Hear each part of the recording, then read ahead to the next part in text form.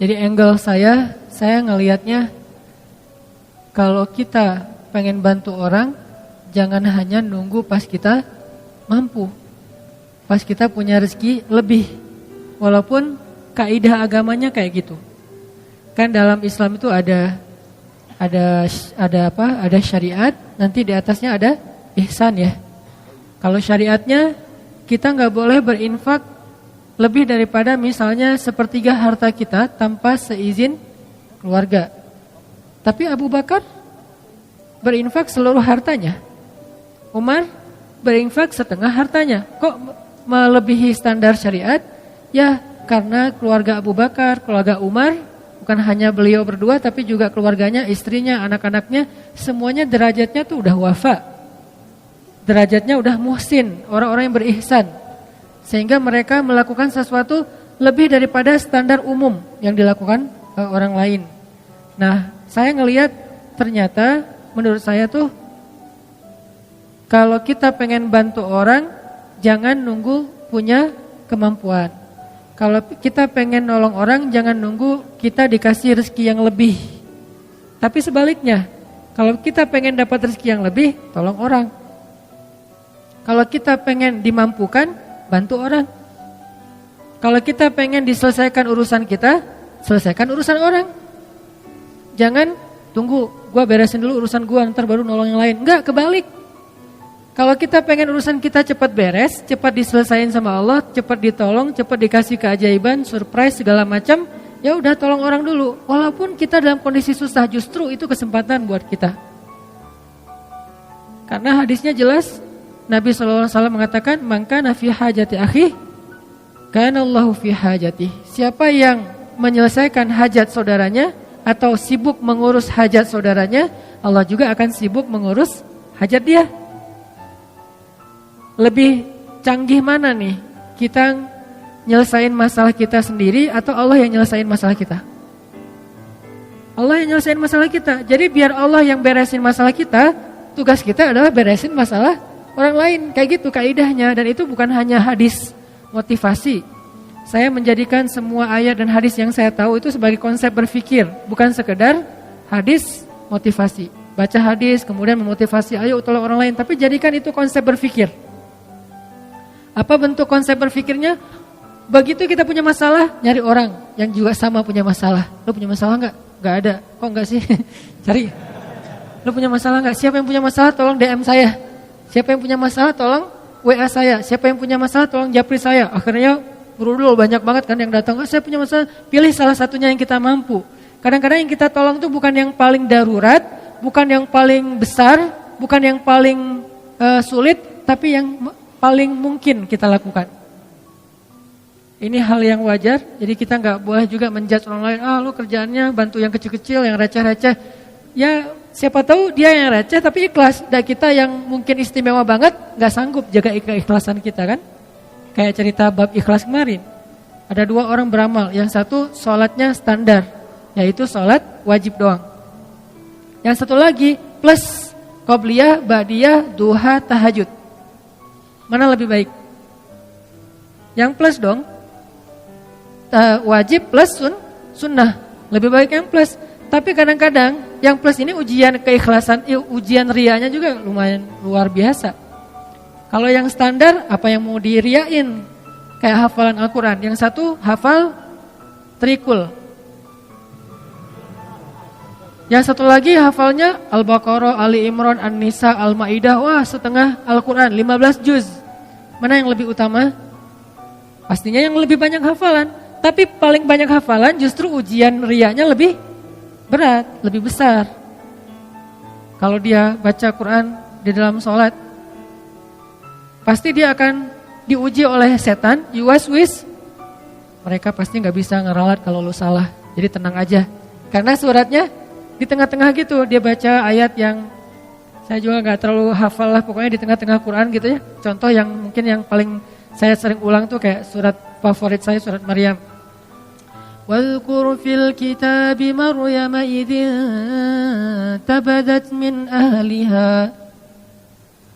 Di belakang tetap diam. Idzin tabadat min ahliha. diam aja di belakang. Kenapa? Gak hafal, sama nih. Kan agak-agak yuaswis tuh kan bener.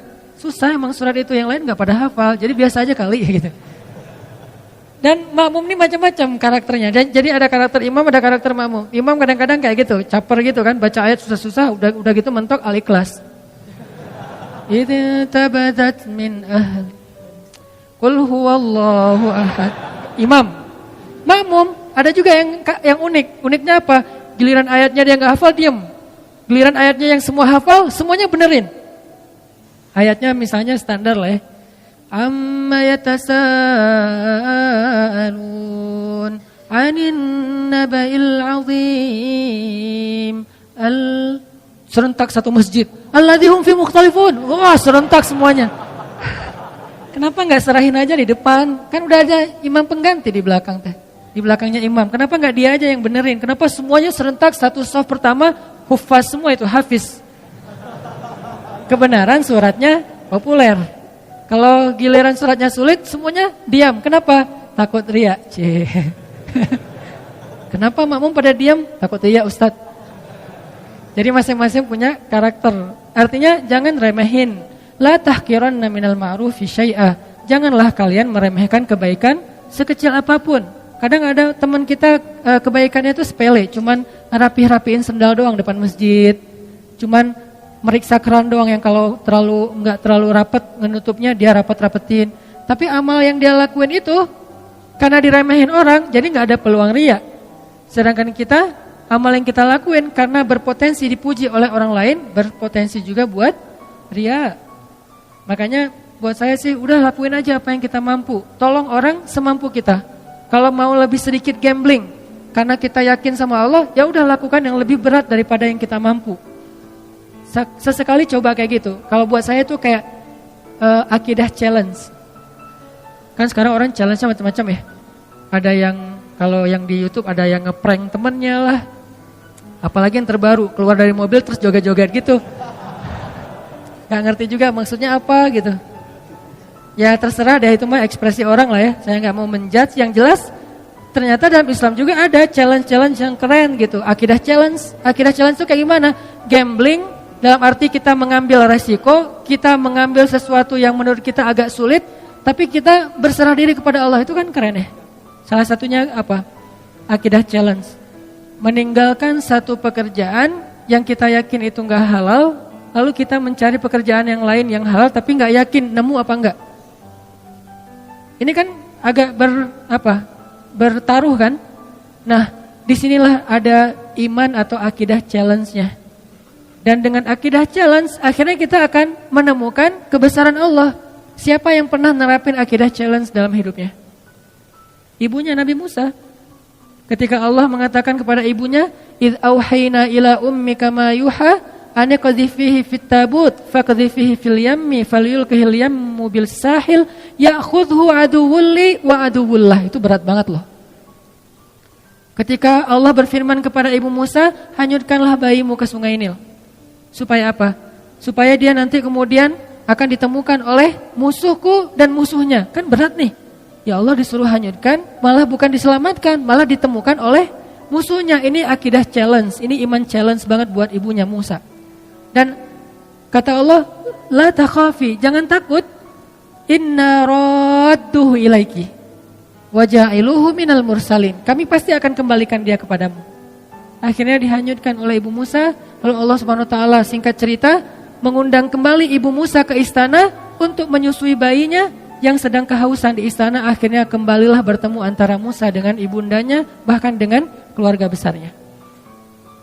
Ini namanya akidah challenge menurut saya nih. Atau Musa juga pernah akidah challenge kayak gitu ketika Allah bertanya dan Allah Maha tahu jawabannya. Wa ma tilka biyaminika ya Musa? Apa yang di tangan kananmu wahai Musa? Kenapa Allah nanya? Padahal Allah tahu jawabannya. Tidak semua pertanyaan di dalam Al-Quran artinya karena gak tahu. Ada pertanyaan karena gak tahu, ada pertanyaan karena nguji, ada pertanyaan karena ingin menegaskan berita. Dan ini pertanyaan Allah ingin menegaskan berita bahwa itu tongkat, bukan ular. Sehingga Allah nanya, "Wa ma tilka biyaminika ya Musa?" Apa yang di tangan kananmu Musa? Musa yang ngomong, Musa yang bicara. Qala hiya 'ashaya atawakka'u 'alaiha wa ahushu biha 'ala ghanami wa liya fiha ma'aribu ukhra. Ini adalah tongkat ya Allah. Siapa yang ngomong? Musa. Artinya itu benar-benar tongkat, bukan doktrin. Allah enggak mengatakan Musa itu tongkat ya. Ya Allah enggak. Allah nanya, apa itu Musa? Kata Musa tongkat. Berarti kamu yang bilang tongkat ya, bukan aku gitu, bukan Allah. Akhirnya aku pakai untuk hiking. Atawakka'u 'alaiha. Untuk apa itu? Untuk naik gunung. Apa istilah kita? Ya mudah-mudahan tidak ada yang memasalahkan. Hiking. Karena itu memang benar kayak gitu kan? Untuk hiking, kalau di zaman kita kayak trekking gitu kan ya, istilah-istilah kita kan ya, untuk naik gunung pakai tongkat. Wa husyu biha 'ala ghanami. Saya pakai untuk menggembalakan ternak-ternak. Waliya fiha ma'aribu ukhra, dan beberapa fungsi yang lain lah. Terus kata Allah, alqiha ya Musa, coba kamu lempar wahai Musa. Fa'alqaha fa idza hiya hayyatun tas'a. Lalu tiba-tiba ketika Musa melemparnya, dia menjadi ular yang merayap-rayap. Kemudian Allah kasih challenge buat Musa. Apa challenge-nya? Khudha, coba kamu ambil Musa. Ini challenge buat Musa, biar Musa makin yakin sama Allah. Dikasih ujian dulu. Khudha la takhaf sanu'iduha siratahal ula. Gak usah khawatir. Berarti Musa khawatir. Karena Musa ngeliat, aduh ini ular dalam hidup Musa. Musa belum pernah megang ular. Sekarang disuruh pegang ular sama Allah. Khudha, pegang ular. Dan ini bukan ular biasa yang ditemukan di hutan. Ular, bahasa kita jadi-jadian. Kan lebih ngeri ya. Kalau ular biasa, kita juga jarang megang. Gak pernah megang, malah kecuali di kebun binatang. Itu juga didampingin pawangnya. Ini gak masalah nih gak masalah. Oh ya udah. Begitu dia agak-agak ularnya iseng dikit, Pak, nih, kenapa nih heboh gitu, panik gitu, agak-agak norak gitu kan ya. Megang ular di kebun binatang norak, gimana di hutan gitu. Jadi jangan meremehkan Musa yang khawatir. Kenapa Musa khawatir? Wajar. Pertama, itu ular liar yang bukan di kebun binatang, gak ada pawangnya. Kedua, itu ular bukan dari semak-semak, dari tongkat. Kan aneh. Kalau dari semak-semak, ular biasa mungkin Musa gak takut, karena Musa seorang laki-laki yang perkasa. Tapi ini ular dari tongkat. Jadi kalau kita mau pakai nalar, kenapa Musa takut sama ular gituan doang? Karena ularnya bukan ular yang biasa, tapi ular yang berubah dari tongkat. Jadi kayak jadi-jadian gitu. Waduh, ini ular dari tongkat jadi ular. Gimana megangnya ntar kalau ada apa-apa gimana? Musa khawatir. Kata Allah, la takhaf, jangan khawatir. Sanu'iduha siratahal ula. Ntar kami balikin lagi kepada bentuk aslinya. Ini akidah challenge buat Musa. Kalau bahasa teman-teman yang ngajinya mungkin lebih dalam, istilahnya rububiyah, uluhiyah, asma, sifat dan seterusnya. Kita menerjemahkan, bukan mengubah istilah, akidah challenge. Dipegang sama Musa dikit, langsung berubah lagi menjadi tongkat. Maka bertambahlah iman Musa. Bertambahlah, arti bertambah iman apa? Bertambah percaya sama Allah, bertambah yakin sama Allah. Nanti kalau dikasih challenge yang lain, udah sanggup. Challenge berikutnya apa? Challenge berikutnya adalah idhab ila Fir'aun innahu tagha. Pergilah kepada Fir'aun, dia itu jahat banget. Itulah challenge yang lebih berat daripada megang ular. Tapi Allah kasih challenge yang kecil dulu biar Musanya makin yakin. Ini artinya teman-teman, kadang-kadang ketika kita ngambil sebuah pilihan yang sulit, kita agak sedikit gambling dalam hidup kita, tapi bersandar kepada perintah Allah, larangan Allah, kehendak Allah, apa yang Allah mau, syariat Allah. Di situ kita belajar iman, termasuk nolong orang lain. Sehingga kata Nabi, man kana fi hajati akhi, kana Allahu fi hajati. Siapa yang sibuk ngurus hajat saudaranya, Allah juga akan sibuk ngurus hajat dia. Termasuk nanti banyak sekali hadis-hadis yang lain yang senada atau semakna dengan ini. Ini artinya angle-nya buat saya, kalau kita punya masalah, tolong orang yang punya masalah. Baru Allah tolong kita. Kalau kita pengen ditambahin rezeki, tolong orang dalam menyelesaikan masalah keuangan dia atau harta dan seterusnya. Jadi bekerjalah kepada Allah. Paling gampang tuh nyari kerja ke Allah loh. Nyari kerja ke perusahaan belum tentu diterima. Kalau ke Allah diterima enggak? Pasti diterima. Allah enggak pernah nolak. Orang yang pengen bekerja kepada Allah, artinya pengen beramal, Allah enggak pernah nolak. Kenapa saya mengistilahkan bekerja? Dan Allah juga mengistilahkannya kayak gitu, berdagang. Ya ayyuhalladzina amanu hal adullukum ala tijarah. Mau enggak aku tawarin kalian satu tijarah, satu bisnis, satu perdagangan, satu kerjaan, satu project kalau bahasa kita. Berarti kadang kita berdagang dengan Allah, bertransaksi dengan Allah. Gimana bertransaksi dengan Allah? May yuqridullaha qardan hasanan. Siapa yang meminjamkan kepada Allah pinjaman yang baik, nanti Allah balas berlipat ganda. Bukankah itu transaksi? Baik, jual beli yang tidak akan mungkin rugi. Banyak lagi ayat-ayat yang lain yang bahasa analoginya adalah bahasa dagang atau bisnis.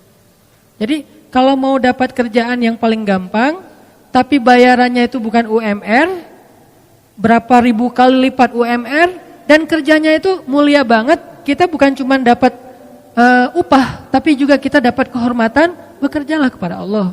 Itu paling luar biasa, gampang banget. Kerjanya apa? Saya nggak punya kemampuan apa-apa, saya nggak punya kapasitas, saya nggak punya keahlian. Keahlian yang dibutuhkan itu bukan punya sesuatu, enggak. Apapun yang ada dalam diri kita yang kita bisa lakukan untuk bantu orang lain, itu keahlian. Sekedar apa? Mungkin sekedar repost, sekedar ngajak teman, sekedar, bukankah kita bisa ngelakuin banyak hal untuk bisa membantu orang lain? Kalau kita nggak punya uang, kita nggak usah ngasih uang. Kita ajak orang yang punya uang untuk memberi uang kepada dia. Kita jadi mediator. Bekerjalah kepada Allah, pasti diterima sama Allah. Terus diupahin sama Allah? Ya, karena dalam bahasa Al-Quran Allah mengistilahkannya dengan jaza, dengan ajrun. Jaza artinya apa? Balasan. Ajrun, upah, pahala. Sama kan? Balasan, upah, pahala, itu semuanya sama. Berarti kalau kita pengen dapat kerjaan nih, paling gampang kerja aja sama Allah. Jadi udah gak ada lagi pengangguran di muka bumi ini kalau dia yakin kepada Allah. Tinggal kita, ya Allah, saya nih lagi bawa, dalam analogi kita nih, lagi bawa map. Ngapain? Cari kerja. Ke siapa? Ke langit. Caranya? Kita datangin orang miskin. Caranya datangin anak yatim. Caranya datangin orang-orang yang membutuhkan. Kalau zaman Nabi dulu, Rasulullah SAW itu, Khadijah bilang, Rasulullah itu adalah laki-laki yang yang mengayomi anak yatim, orang miskin, orang tua, janda-janda yang ditinggalkan wali-walinya. Nabi yang menafkahi mereka. Sehingga inilah bentuk dari ekspresi syukur kita kepada Allah Subhanahu wa taala. Coba kita ingat dulu, siapa yang bisa saya bantu? Siapa yang bisa? Jadi analoginya adalah cara berpikirnya adalah kalau kita pengen ditolong oleh Allah, tolong orang lain. Kalau kita pengen dikasih rezeki oleh Allah, kasih rezeki untuk orang lain. Dan Allah pasti akan ngasih kita upah lebih gede daripada semua upah yang pernah diberikan oleh manusia.